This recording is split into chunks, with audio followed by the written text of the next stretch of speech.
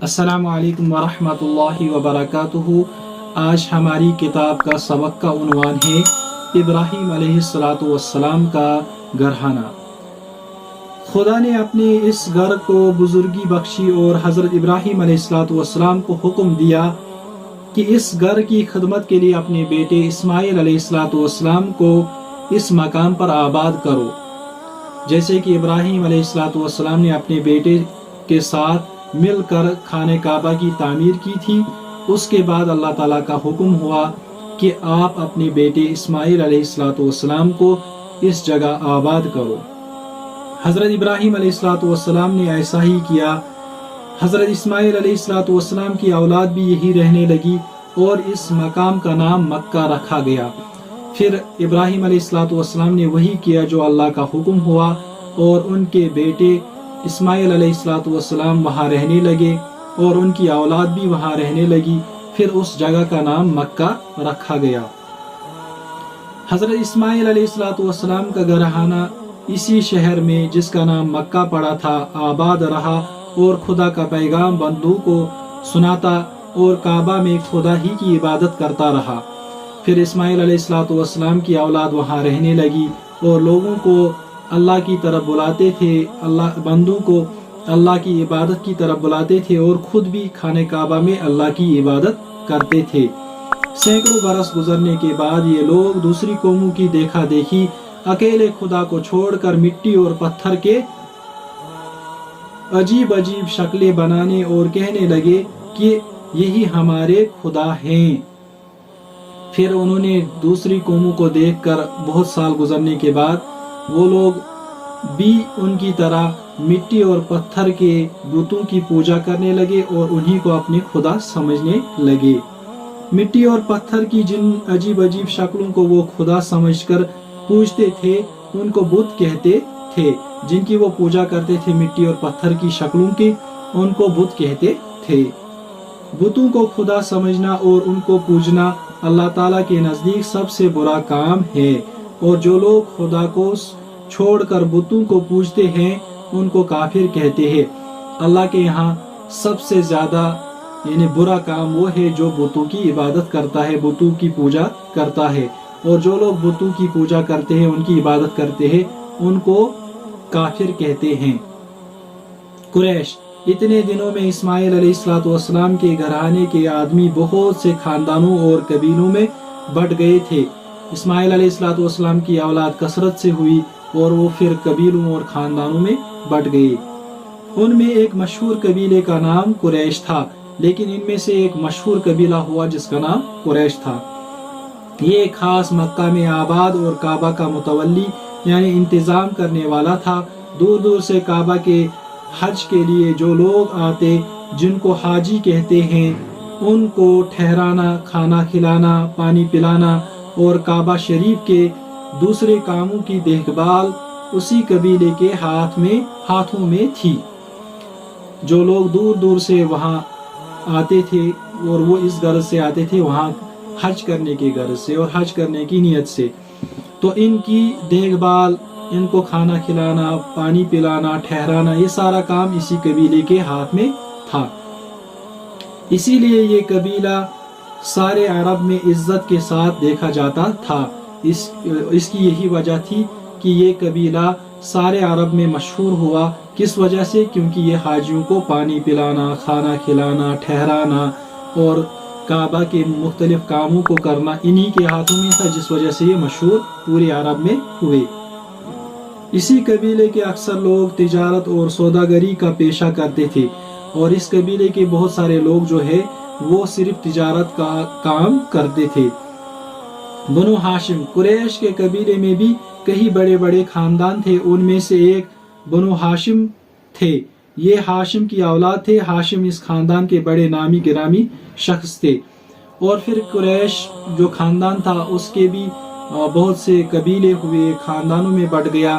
ان میں سے ایک بہت مشہور قبیلہ ہوا جس کا نام بنو ہاشم ہوا، اور یہ ہاشم نامی شخص سے مشہور تھا کیونکہ وہ بہت بڑے نامی گرامی شخص تھے۔ حاجیوں کو دل کھول کر کھانا کھلاتے تھے اور پینے کے لیے چمڑے کے حوضوں میں پانی بھرواتے تھے۔ یہ ایک طرح سے مکہ کے امیر تھے، یہ بھی قریش کے ہی طرح حاجیوں کے لیے ان کی خدمت کرتے تھے، ان کو کھانا کھلانا اور پانی پلانا ان کا کام تھا، اور یہ مکہ کے امیر لوگ سمجھے جاتے تھے۔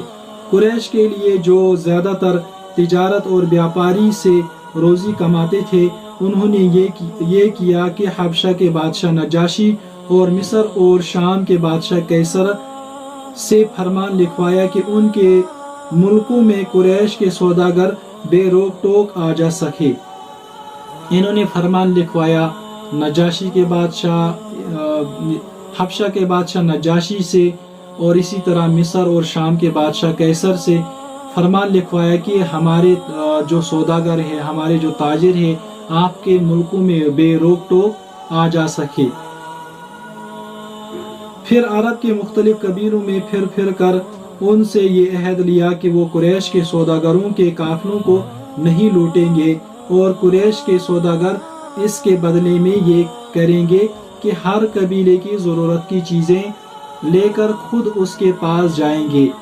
اور پھر مختلف قبیلوں میں گئے، ان سے بھی کہا کہ آپ ہماری یہ فرمائش قبول کریں، اس کے بدلے میں ہم آپ کے پاس خود آپ کے وہ ضرورت کی چیزیں لائیں گے جو آپ کی ضرورت مند ہوتی ہے۔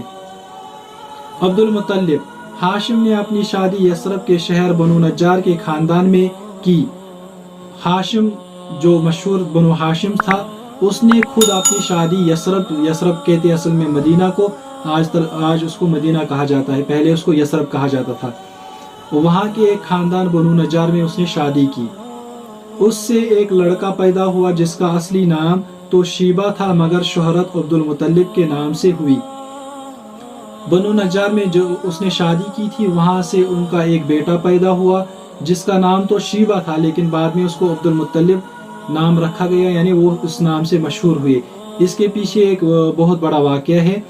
اصل میں جو شیبہ تھا، جب یہ پیدا ہوا تو اس کے باپ کا انتقال ہوا، اور یہ خود مدینے میں رہتے تھے، اور ہاشم کا بھائی مکہ میں رہتا تھا جس کا نام مطلب تھا۔ وہ جب اس کو معلوم ہوا کہ میرے بھائی کا انتقال ہوا تو پھر وہ مدینہ آیا، اپنے بھتیجے کو اپنے ساتھ مکہ لایا۔ جب مکہ اپنے بھتیجے کو لایا تو لوگوں نے کہا یہ ان کا غلام ہے۔